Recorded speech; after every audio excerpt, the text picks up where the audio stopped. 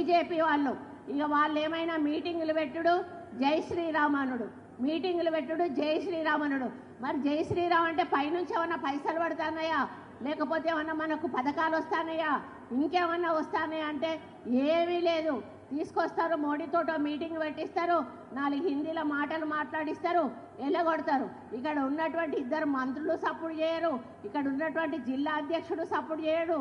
మరి కేంద్రం నుంచి రావాల్సిన మనకు ఏవైతే ఉన్నాయో వాటి నిధులను రప్పించే ప్రయత్నం చేయరు.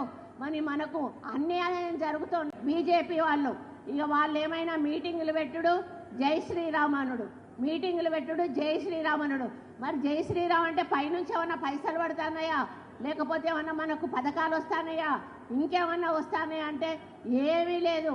తీసుకొస్తారు, మోడీతోటో మీటింగ్ పెట్టిస్తారు, 4 హిందీలో మాటలు మాట్లాడిస్తారు, ఎల్లగొడతారు. ఇక్కడ ఉన్నటువంటి 2 మంత్రులు సపోర్ట్ చేయరు, ఇక్కడ ఉన్నటువంటి జిల్లా అధ్యక్షుడు సపోర్ట్ చేయడు.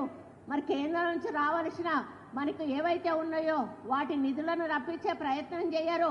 మరి మనకు అన్యాయం జరుగుతున్నా కూడా నోరు పూసుకొని కూర్చుంటారు.